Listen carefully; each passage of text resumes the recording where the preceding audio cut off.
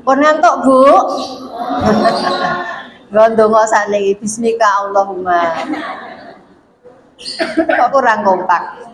Assalamualaikum warahmatullahi wabarakatuh. Alhamdulillahirabbil alamin wa bihi nasta'inu ala umuri dunya waddin. Asyhadu an la ilaha illallah wahdahu la syarikalah wa asyhadu anna Muhammadan abduhu wa rasuluh. Rabbi shrahli sadri wa yassirli amri wahlul 'uqdatam min lisani yafqahu qawli. Amma ba'du. Ibu-ibu yang dirahmati Allah, yang cantik-cantik dan sholihah, amin. Tak henti-hentinya kita memanjatkan puji syukur kehadirat Allah Subhanahu wa ta'ala yang telah melimpahkan banyak sekali kenikmatan yang kita rasakan. Saat ini yang kita rasakan adalah nikmat apa, Bu? Satu, nikmat sehat. Apalagi, Bu, yang jauh lebih penting, nikmat apa? Nikmat iman, sehingga bisa melaksanakan ibadah puasa dan ibadah-ibadah yang lain. Itu satu kenikmatan yang luar biasa. Ada dua kenikmatan yang kadang sering dilupakan oleh kita, yaitu nikmat sehat dan nikmat sempat. Alhamdulillah, ini ibu-ibu semuanya ini termasuk dua-duanya ya. Artinya bisa menikmati dua nikmat yang kadang dilupakan oleh manusia. Insya Allah kita tidak melupakan nikmat sehat. Kita dalam kondisi sehat, nyatanya wong ibu-ibu sudah sampai sini. Kemudian juga sempat menyempatkan waktu untuk memenuhi undangan dari panitia majelis kader ya, pembinaan kader ya. Alhamdulillah, kita berterima kasih sekali kepada majelis pembinaan kader yang telah memfasilitasi mengadakan acara seperti ini, yang barangkali baru sekali ini ya diadakan acara ya, untuk periode ini maksudnya. Karena banyak sekali barangkali ilmu yang bisa kita serap, bisa kita ambil. Mungkin ada hal-hal yang terlupakan, nanti akan disampaikan, diingatkan di sini. Jika kita saling sharing, ya. Salawat dan salam semoga senantiasa tercurah kepada junjungan Nabi Agung Muhammad Sallallahu Alaihi Wasallam yang sangat kita nantikan syafaatnya pada yaumul qiyamah. Ibu-ibu yang dirahmati Allah, saya ditugasi oleh panitia untuk menyampaikan materi, yaitu tentang materi fikih toharoh. Yang kedua, fikih ibadah. Padahal yang namanya fikih toharoh itu lingkupnya sangat luas sekali. Tetapi di sini kami hanya diberi waktu sedikit untuk menyampaikan, jadi hanya poin-poinnya saja yang ibu-ibu sudah terima, nggih.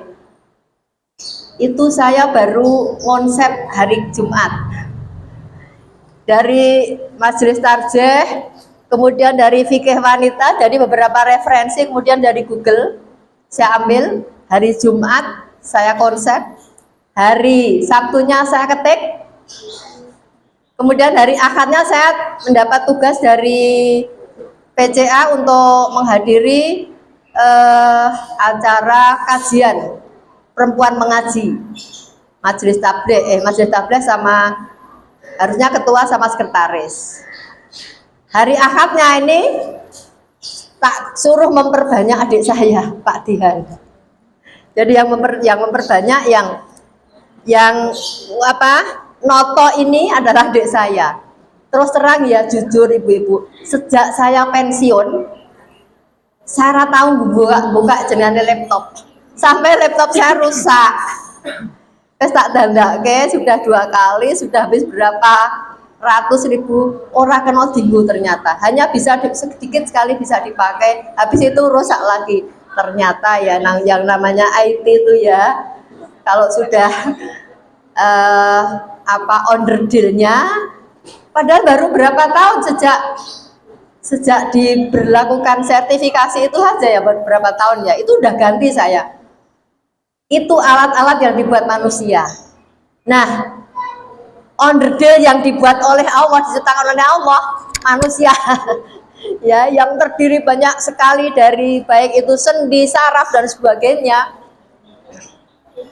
Apalagi yang sudah sepuh seperti saya, otomatis onderdilnya itu kalau sudah dipakai bertahun-tahun, saya sudah 64 tahun loh Bu, ya sudah mulai melemah ya. Sedangkan buatan manusia itu hanya dipakai beberapa kali aja bisa rusak ya. Tapi onderdilnya yang dibuat oleh Allah, misalnya ibu-ibu gigi ya, giginya sudah tanggal, kemudian diganti gigi yang lain, gigi palsu. Itu kan tidak sebagus, tidak sekuat kalau gigi yang dibuat oleh Allah. Beda sekali, apalagi onderdil yang lain. Nah, ini kita harus bersyukur kepada Allah di usia yang masih ya, yang sudah, bukan yang masih ya, ibu-ibu yang masih muda-muda ini, yang sangat potensial sekali. Ini harusnya lebih banyak sekali beraktivitas untuk mengembangkan potensi yang ada dalam dirinya. Karena dalam diri manusia itu fa'alhamaha fujuraha wa taqwaha.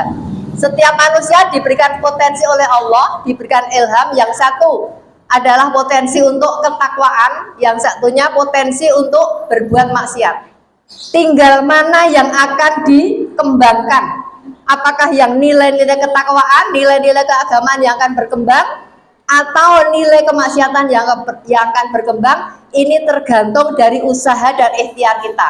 Kalau ikhtiar kita ingin sekali mengembangkan potensi ketakwaan, banyak sekali medianya ya, banyak sekali medianya. Apalagi sekarang di mana-mana sudah ada untuk mengembangkan ilmu apapun, sudah langsung klik Google Docs, semua sudah keluar ya. Kita beruntung sekali ya, alhamdulillah kalau bisa memanfaatkan ini, bagus sekali. Tapi kalau potensi fujuroha atau dosa yang akan berkembang, nah itu akan berakibat kepada diri kita, tidak hanya di dunia, tapi nanti sampai di akhirat. Ya, itu mukadimah saja ya Bu ya.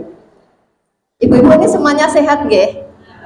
Alhamdulillah, keluarganya semua sehat. Ya, ini tadi ibu-ibu sudah ke kantor, kemudian di sini ya. Ya, berarti sekarang kondisinya sudah lemes, ngelak, ngelih, ngantuk. Tapi semua masih sehat ya Bu ya. Kalau dompetnya sehat nggak Bu? Alhamdulillah. Karena badan yang sehat kalau tidak didukung dompet yang sehat itu gimana rasanya? Tapi itu masih tetap beruntung, masih harus disyukuri daripada dompetnya sehat, dompetnya berlebih, tetapi badannya nggak sehat, dompetnya kok pengen tak tinggu, nambah kayak gue rumah sakit. Lebih milih mana Bu? Dompetnya yang sehat, badannya yang sakit, atau pinter, rano pilihan nih. Dompetnya sehat, awake ya sehat, sehingga bisa menikmati hidup, bisa beribadah secara maksimal ya. Oke ibu-ibu, yuk kita bahas apa yang sudah ibu-ibu terima. Mohon maaf ya, kami tidak bisa memberikan materi mungkin yang mulu-mulu. Ini hanya simple sekali. Mungkin ini yang sudah sangat praktis sekali dikerjakan oleh ibu-ibu semuanya ya. Ini hanya sekedar mengingatkan saja ibu-ibu. Materi fikih toharoh, monggo silahkan dicermati. Ya sambil ngantuk-ngantuk ya rapopo wis. Ngantuknya ibu-ibu di sini kok tetap berpahala kok. Ngantuk, selonjor, kemudian di atasnya ada nih wis ada kipas angin, wis pasti nikmat sekali untuk liar-liar ya. Mudah-mudahan sedikit yang akan saya sampaikan ini nanti akan membawa manfaat, karena Rasulullah berpesan, man salaka tariqan yaltamisu fihi ilman sahalallahu tariqan ilal jannah. Barang siapa yang menempuh perjalanan, menempuh jalan dari rumah menuju ke tempat majelis taklim seperti ini ya. Dari rumah ibu-ibu niatnya adalah memenuhi undangan untuk menuntut ilmu, menambah ilmu, menambah wawasan. Sahalallahu bihi, Allah akan memudahkan thariqan ilal jannah, jalan menuju ke surga. Loh, itu ibu-ibu, janji Allah tidak akan pernah diingkari. Siapa yang rajin menuntut ilmu, ya, mendatangi majelis taklim, insya Allah akan dimudahkan jalan menuju ke surga. Di samping ibu-ibu juga melaksanakan perintah-perintah yang lain. Ini salah satu jalan, ya, jalan menuju ke surga, dimudahkan. Nah ibu-ibu sekarang apalagi bulan Ramadan, ya, di mana-mana ada kajian-kajian yang perlu kita ikuti, perlu untuk menambah wawasan kita, sehingga kita lama-lama akan menjadi cerdas. Dalam arti kata, ibadah kita semakin berkualitas. Orang yang monoton podo wae seprono seprene, nek sholat, nek wudhu podo wae rano undake. Salah kok terus-terusan. Nah, ini yang perlu diperbaiki. Monggo ibu-ibu silahkan dibuka ya, materi fikih toharoh. Pengertian toharoh ibu-ibu sudah paham sekali, yaitu bersuci. At-tahuru satrul iman. Bersuci itu bagian dari iman. Sama juga dengan an-nadhafatu minal iman. Kebersihan itu bagian dari iman.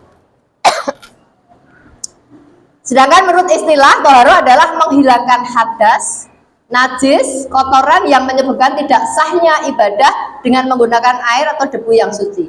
Ibu-ibu, saya tanya sekarang, syarat sahnya sholat, syarat-syarat yang menyebabkan sahnya sholat ada berapa, Bu? Coba Mbak belakang, Bu, Ibu belakang, gantian nanti sini-sini. Syarat sahnya sholat berapa ya Bu? Saya yakin ibu-ibu mungkin sudah mengajarkan kepada putra-putrinya. Ada berapa, Bu? Yuk, belakang atau depan sini, depan bagian sini, biar semuanya aktif. Berapa, Bu? 8. Oke, monggo yang lain sini. Ada berapa, Bu? Syarat sahnya sholat berapa, Bu? Berapa, Bu? Monggo. 8. Yang sebelah sana belakang 8 sama, semua 8 gitu. Coba salah satu disebutkan kira-kira apa syarat sahnya sholat. Sholatnya sah nek memenuhi syarat. Apa, Bu? Bersuci. Oke. Syarat sahnya sholat itu hanya ada 5, Ibu. Ya, ada 5. Yang pertama, bukan termasuk niat ya. Kalau niat itu masuk dalam rukun. Ya. Syarat sahnya sholat seantara lain adalah berwudu atau bersuci. Yang kedua apa, Bu? Menutup aurat, betul sekali. Menutup aurat. Untuk aurat, batasan aurat wanita dari muka, telapak tangan yang harus ditutup. Jadi semua harus tertutup kecuali hanya muka dan telapak tangan saja. Jadi aurat wanita tidak hanya ketika sholat ya Bu ya. Ketika dalam forum-forum di rumah, misalnya ada tamu yang bukan mahramnya, atau ibu-ibu ke warung atau kemana saja, itu wajib menutup aurat. Wajib ngain ya Bu ya. Supaya ibadah kita ini benar-benar maksimal, itu akan didukung dengan beberapa syarat tadi. Satu tadi bersih, wudhu maksudnya ya. Kemudian menutup aurat. Yang ketiga apa, Bu? Menghadap kiblat, betul. Kita sudah yakin kiblatnya ke arah barat agak serong. Jadi kiblatnya kiblat di Makkah Al-Mukarramah atau di sebagai lambangnya adalah Ka'bah. Kemudian yang keempat apa, Bu? Ya, sudah masuk waktu sholat. Kurang saknil wae nek durung masuk waktu sholat, belum boleh, belum sah. Kemudian terakhir tadi hubungannya dengan bersih. Bersih apanya? Bersih tempatnya, bersih badannya, kemudian bersih badan, tempat, pakaian. Ini 5 syarat sahnya sholat itu. Ya, saya ulang, 5 syarat sahnya sholat. 1, sudah berwudu atau bersuci. Kemudian menutup aurat, menghadap kiblat. Kemudian sudah masuk waktu sholat ya maksudnya. Kemudian bersih dari pakaian, tempat, badan. Nah, ibu-ibu yang masih punya baby, kadang-kadang diompoli, ya itu badan mungkin mengenai pakaian, nah itu harus berganti menjadi pakaian yang suci. Itu toharoh ya, bersuci. Nah, kemudian ada dalil di dalam surat Al-Baqarah ayat 222. Ini mohon maaf, ini saya tidak sempat mengedit, jadi ini kurang artinya ya. Innallaha yuhibbut tawwabina wa yuhibbul mutatahhirin.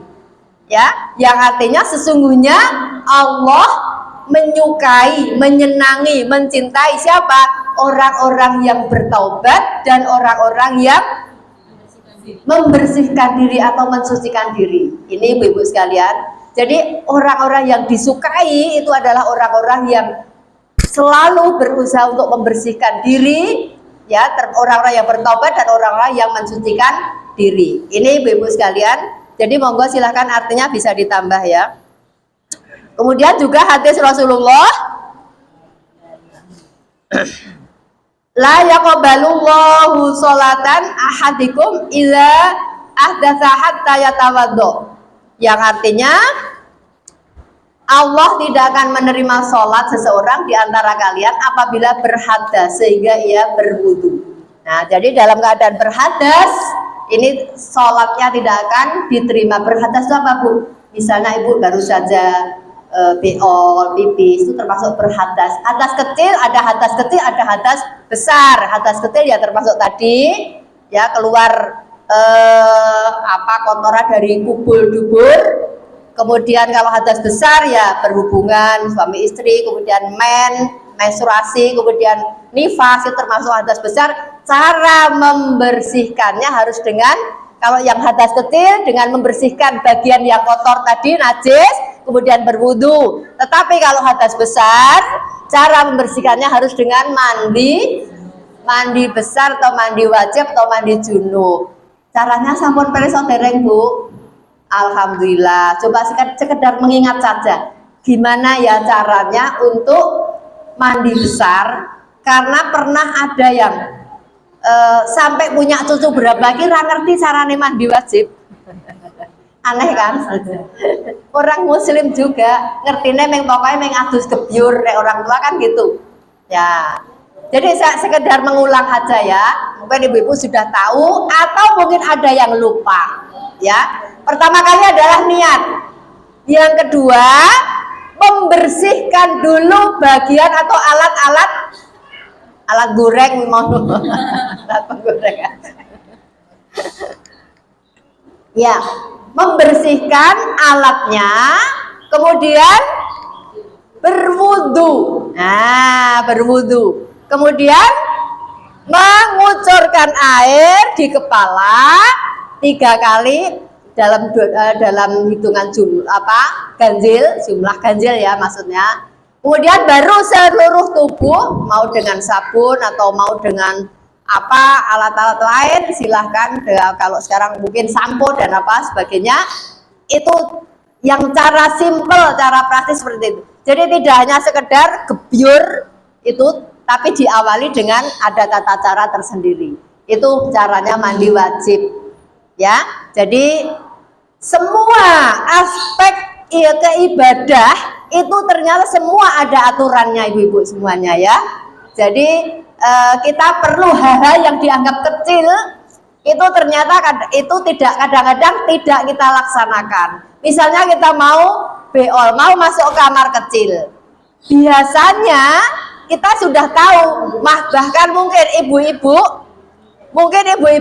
mulang ngajari ke putra-putrinya atau murid-muridnya, iki lho, doane nek arep masuk kamar kecil. Tapi kadang-kadang kita itu tidak melaksanakan. Nggih napa nggih, Bu?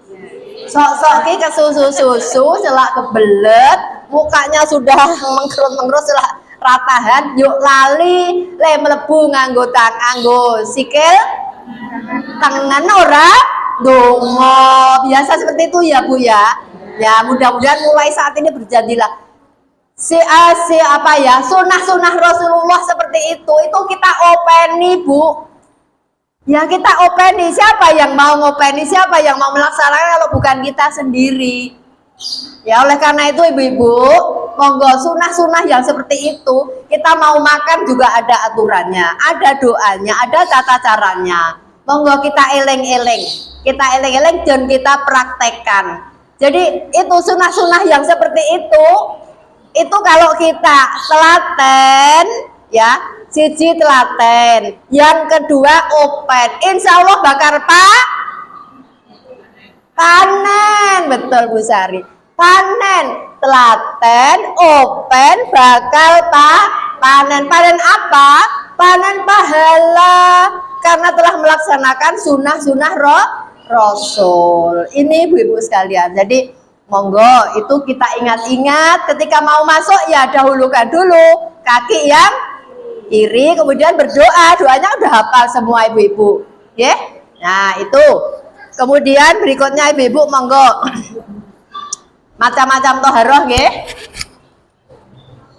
Cukup nggak tadi ya fotokopinya ya? Ada yang belum dapat?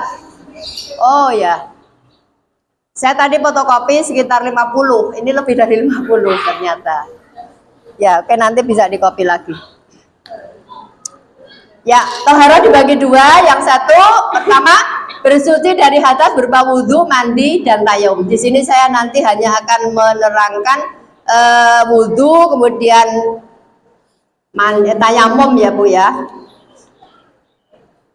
Yang kedua, bersuci dari najis berupa menghilangkan najis yang ada di badan, tempat, dan pakaian. Kemudian berwudu ya. Berwudu kita semuanya sudah mempraktekkan. Membasuh bagian tertentu yang sudah ditetapkan dari anggota badan dengan air yang suci sebagai persiapan orang muslim saat akan melaksanakan sholat. Berwudu ini kita dasarnya apa? Dasarnya adalah firman Allah. Surat Al-Maidah ayat 6. Yuk Bu, kita baca bersama-sama ya. Monggo kita baca halaman 3 Bu. Ya, kita awali. Bismillahirrahmanirrahim. Ya ayyuhalladzina amanu idza qumtum ilas sholati faghsilu wujuhakum wa aydiyakum ilal marafiqi wamsahu biru'usikum wa arjulakum ilal ka'bayn. Ya, itu masih panjang sekali, surat Al-Maidah ayat 6 itu panjang sekali, tapi ini hanya diambil sedikit saja tentang wudhu.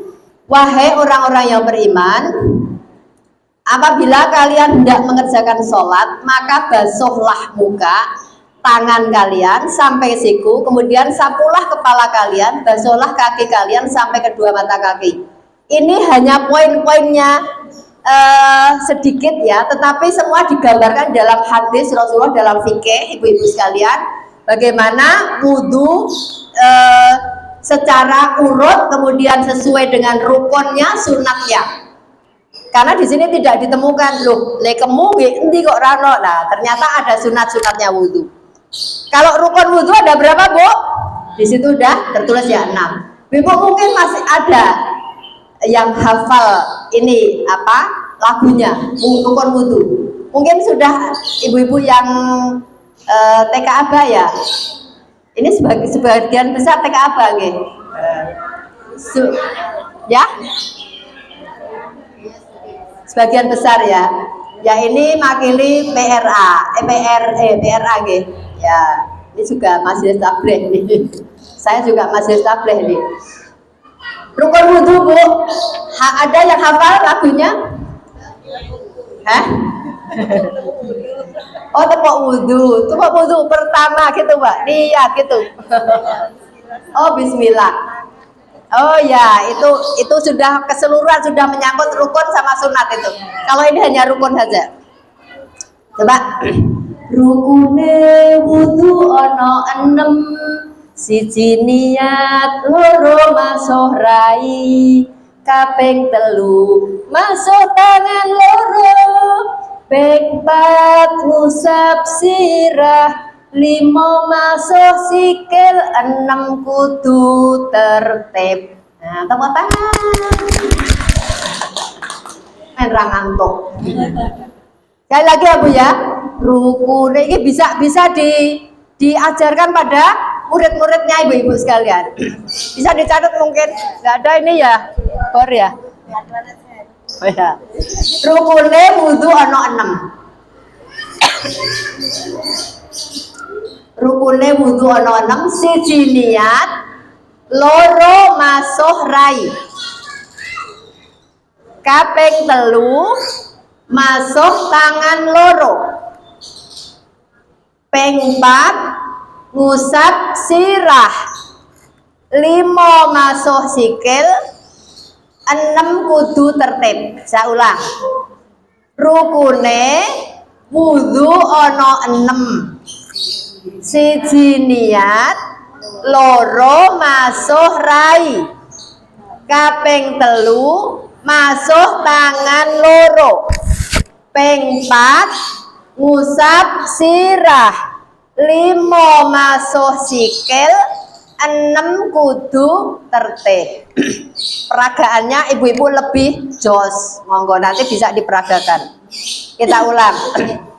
Rukune wudhu ono 6, siji niat, loro masuk rai, kaping 3 masuk tangan loro, ping 4 ngusap sirah, 5 masuk sikil, 6 kudu tertib. Nah, bisa ya Bu?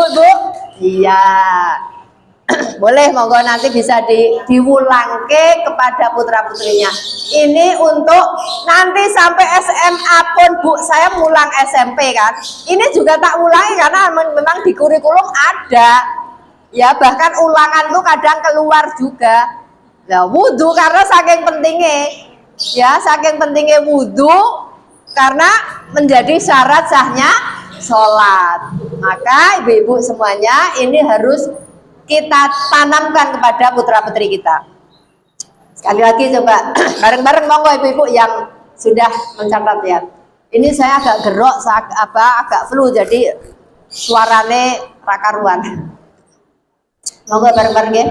Rukune wudhu ono 6, siji niat, loro masuk rai,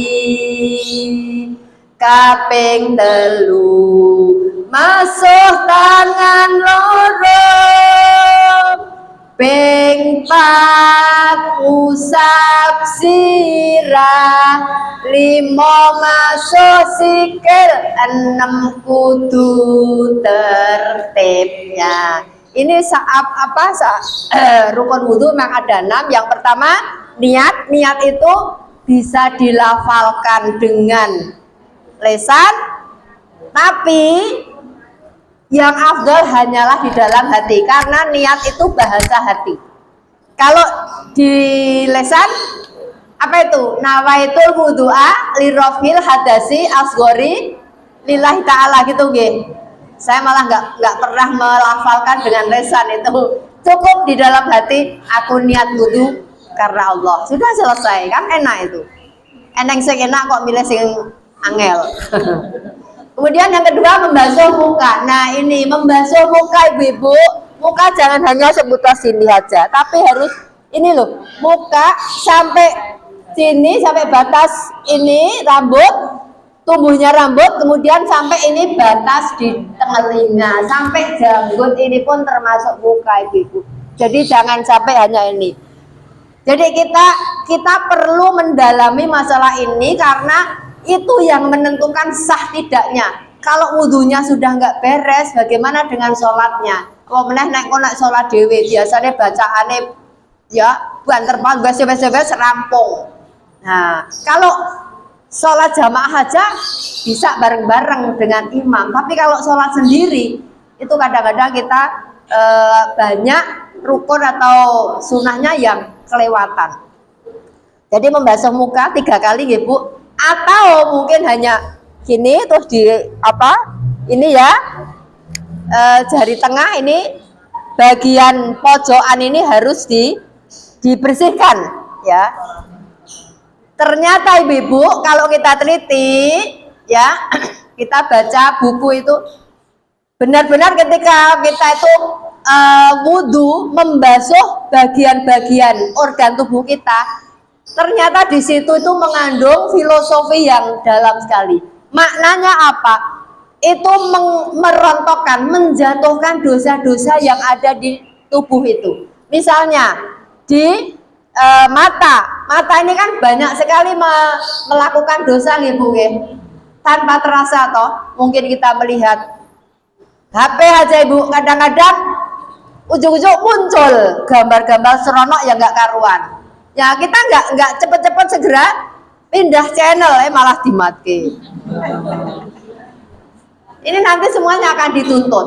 Ya, jadi dari wudhu satu ke wudhu yang lain itu adalah penghapus dosa ibu-ibu. Jadi monggo wudhu kita sempurnakan dengan baik. Ketika kita membasuh muka juga membasuh mukanya dengan sempurna. Kemudian membasuh kedua tangan sampai siku-siku. Dimulai dari kanan dulu ya Bu ya. Kita kumur itu juga dibuangnya buang ke arah kiri. Kalau memulai sesuatu dengan tangan kanan, ini ya. Kemudian sampai siku ya, jangan lupa. Kalau terpaksa ibu-ibu, mungkin bajunya ada yang sesak, gitu. Nah, itu cukup dibasahi saja dengan air, ya, dibasahi dengan. Kalau bisa ya ibu-ibu ke kamar kecil dibuka, tetapi sekiranya dalam keadaan darurat cukup dibasahi. Ya, nih saya kemarin juga kebetulan lah pakai baju ini ya, ini sisa nganggo. Ini nggak sampai karena tangan saya memang beda ibu, lebih besar yang sini, kuat yang sini. Ya karena dulu pernah operasi sehingga tangannya agak besar, sehingga ini satunya yang satu ini lopok sehiji sesak. Nah itu sehingga ketika wudhu kita kalau pakai baju yang lepas ya nggak bisa ditekuk, akhirnya yaitu harus dibasahi nih lengannya. Kemudian ibu-ibu mengusap kepala dilanjutkan kedua telinga. Nah ini nanti masih ada sunat-sunatnya wudhu ya Bu ya, itu di sebaliknya itu ada sunat-sunat wudhu. Mengusap kepala, kalau bapak-bapak ibu-ibu mengusap kepala itu ini cukup dibasahi saja, jangan pakai bau. Wah, kok kene iki wis yo kaya keramas ya. Cukup dibasahi, ini ditarik ke belakang, kemudian kembalikan ke depan, kemudian langsung telinga. Nah, seperti itu. Kalau ibu-ibu mungkin pakai jilbab, itu biasanya sampai sini ya, dilepas sedikit, kemudian sampai sini. Itu enggak masalah, monggo. Yang penting kepala ini harus diusap sampai batas ya orang. Nah kadang-kadang hanya gini aja, harus dibuka ini. Itu kalau di tempat yang tertutup ya. Kalau di tempat terbuka ya jangan sampai ini kita buka ya. Nah kalau di tempat yang tertutup khusus perempuan mau dibuka silahkan, nggak masalah. Kemudian membasuh kedua kaki sampai mata kaki Bu. Mata kaki itu kemiring ya Bu ya, jadi tidak sampai lutut. Kadang-kadang kan lho mboten marem ibu nek mboten tekan dhuwur niku, tekan lutut. Ini bukan soal kemaremang, tapi yang benar yang seperti itu ya. Jadi kalaupun mau sampai ke atas itu nggak masalah, tetapi ketika sampai mata kaki itu sudah sah. Kemudian yang terakhir tertib. Setelah itu kemudian berdoa. Doanya kalau di majelis tarjih ini Bu-ibu, doanya hanya sampai asyhadu alla ilaha illallah wa la syarikalah wa asyhadu anna muhammadan abduhu wa rasuluh. Tapi ada ulama lain yang berpendapat untuk bisa ditambah Allahumma ja'alni minat tawabin wa ja'alni minal mutatahhirin wa ja'alni min ibadika sholihin. Monggo silahkan saja. Mari kita doa bersama-sama ya Bu ya. Semua sudah hafal nggih? Ya, monggo kita ulang aja. 1 2 3. Asyhadu alla ilaha illallah wahdahu la syarikalah wa asyhadu anna muhammadan abduhu wa rasuluh. Allahumma ja'alni minat tawabin wa ja'alni minal mutatahhirin. Ada lagi yang nambah, wa ja'alni min ibadika sholihin. Boleh saja. Hanya sampai wahdahu la syarikalah wa asyhadu anna muhammadar rasulullah wa asyhadu anna muhammadar abduhu wa rasuluh itu sudah boleh ya. Kemudian sunnah wudhu ya, ini ibu-ibu sekalian untuk melengkapi tentang wudhu. Sunnahnya wudhu yang pertama membaca bismillah itu sudah sambil ini dibersihkan tangan kita. Tangan-tangan yang mungkin banyak dosanya yang kita lakukan, banyak dosanya ini akan terhapus dengan air wudhu. Nah, ini betapa maha murahnya Allah. Membasuh dengan air saja anggota badan wudhu ini itu sudah merontokkan, membatuhkan dosa-dosanya. Makanya ibu-ibu sekalian, kisahnya Bilal bin Rabah, ya ibu-ibu sudah mendengar kisahnya Bilal bin Rabah itu. Beliau sudah dijamin ke surga itu karena apa? Dia pandai menjaga wudhu.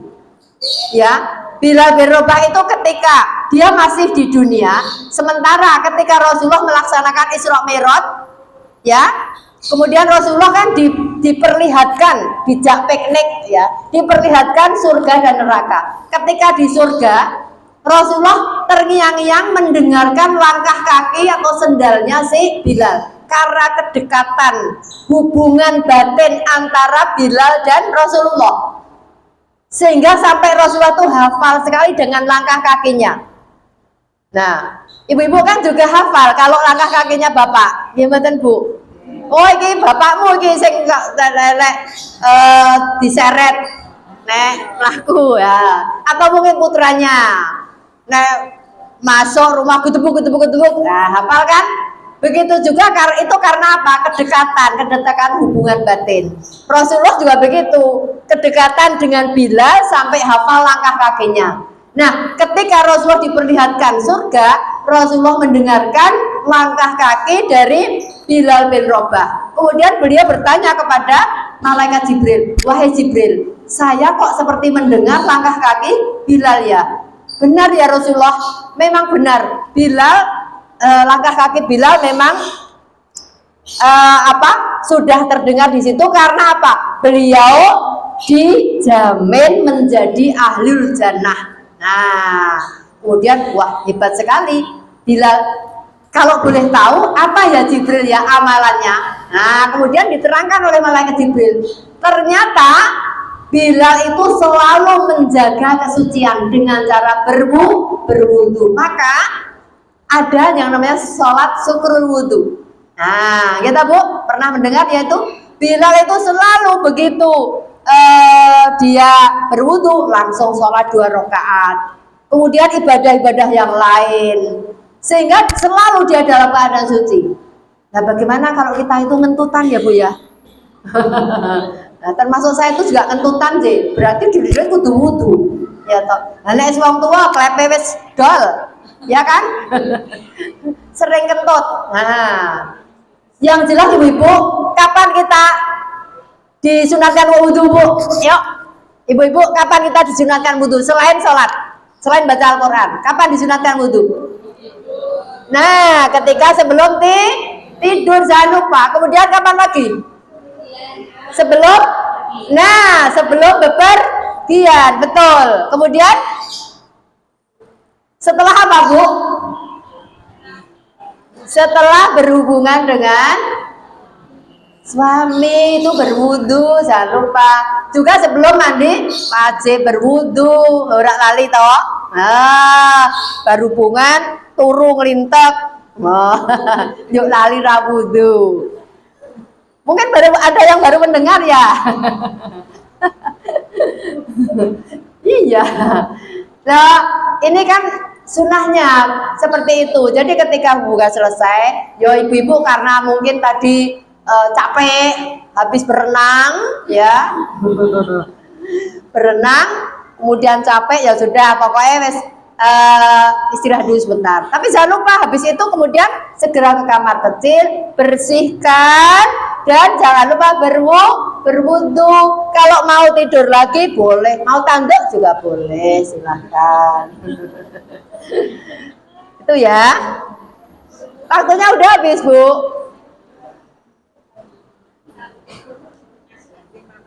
5 menit lagi. 5 menit lagi. Oke, Mbak Dia. Saya baru menerangkan sampai wudu sampai sunah-sunah wudu ya. Oke. 1 membaca bismillah sambil apa, Bu? Sambil membersihkan tangan, telapak tangan. Ya, apa? Tangan-tangan yang mungkin penuh dosa ini akan jatuh begitu mendapatkan air wudhu. Kemudian membasuh kedua tangan sudah berkumur atau gosok gigi. Kalau Rasulullah itu sampai bilang begini, kalau seandainya tidak memberatkan umatku, sungguh umat Islam itu sebelum wudhu takon gosok gigi, siwak bersiwak. Oh, itu saking pentingnya kita tuh menjaga kebersihan di gigi. Oleh karena itu ya ketika kita berwudhu harus benar-benar berkumur ya, syukur dengan gosok gigi. Nah, menghisap air ke dalam hidung. Apa istilahnya, Bu? Istinsyak. Nah, menghirup air ke hidung itu istilahnya istinsyak. Nah, istinsyak.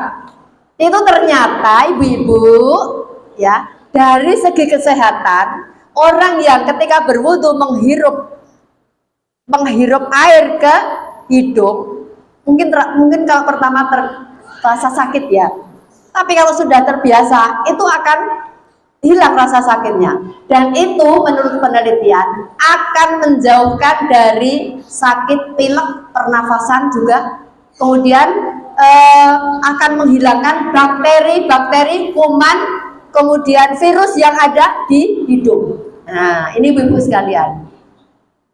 Jadi, monggo ibu-ibu mungkin yang belum, kalau saya pernah tuh pertama kali merasakan sakit ya, perih ya. Tapi ternyata kalau sudah terbiasa, itu akan menjadikan kita sehat, dijauhkan dari pilek. Nah, makanya saya karena tidak pernah mencoba, tapi loloron yo akhirnya ora. Ya hanya temu biasa, saya sering banget pilek itu, ya meler terus. Ini baru saja kemarin nggak meler. Ya, oke, itu ya. Jadi ibu-ibu sekalian, kita ibu-ibu monggo silahkan untuk membiasakan diri menghirup air ya ke hidung. Kemudian menggosok atau membasuh muka hingga sudut mata ini, ya. Kemudian sela-selailah janggut ini bagi laki-laki ya. Jadi di sela-sela karena janggutnya mungkin di sini ada kotoran yang menempel atau debu-debu yang ada di rambutnya. Kemudian membasuh ubun-ubun nih tadi yang sudah dipraktekkan ya, ubun-ubun hingga ke tengkuk, kemudian dikembalikan ke permukaan, ke muka lagi. Kemudian menyela-nyela jari-jari. Ini Bu, jari-jari ketika kita membasuh tangan pun ini jari-jari ini juga harus karena di sini mungkin ada kotoran-kotoran atau bakteri kuman ya yang menempel di sini, itu perlu. Juga termasuk kaki. Kaki itu diangkat, makanya kalau ada tempat wudhu itu biasanya di situ ada tempat untuk wadah ini ya, kaki ya. Nah, itu memang difungsikan untuk biar kakinya diangkat, kemudian sela-sela jarinya itu dibersihkan, digosok banyak sampai bersih. Sehingga ibu-ibu, saya pernah menjadi tim pengurus jenayah. Itu orang yang sudah sakit lebih dari 1 tahun nggak kemana-mana, itu ketika dimandikan itu sampai glodok-glodok gitu Bu, ya glodok-glodok ya, karena nggak pernah, mungkin ya keluarganya nggak pernah ini membersihkan atau mungkin takut atau gimana, sehingga ketika dibersihkan itu kulitnya itu sampai glodok-glodok, jadi kita agak ngeri itu ya. Itu ibu-ibu sekalian ya. Kemudian habis ya waktunya ya. Tayamum ibu-ibu, tayamum ini dilakukan karena satu ya tidak ada air, yang kedua karena sakit atau karena mungkin di kendaraan. Ini pun juga ada dasarnya ibu-ibu sekalian. Dalam surat An-Nisa ayat 43 Allah berfirman, A'udzubillahi minasyaitonirrajim. Falam tajidu ma'an fatayammamu sa'idan thayyiban famsahu biwujuhikum wa aydikum. Yang artinya kemudian kalian tidak mendapatkan air, maka bertayamumlah dengan tanah yang baik atau tanah yang suci, usaplah wajah dan tangan kalian. Jadi tidak seperti wudu. Kalau tayamum hanya wajah dan tangan. Jadi mungkin bisa saya praktekkan ya. Jadi kita menempelkan tangan ini kalau di kendaraan, misalnya ibu-ibu di pesawat atau di kereta api. Tapi sekarang pesawat sudah ada kereta api, pesawat sudah ada air ya. Iya. Misalnya Bu dalam kondisi sakit ya. Kemudian kalau terkena air tambah sakit. Jadi ada madorotnya, ada akibatnya.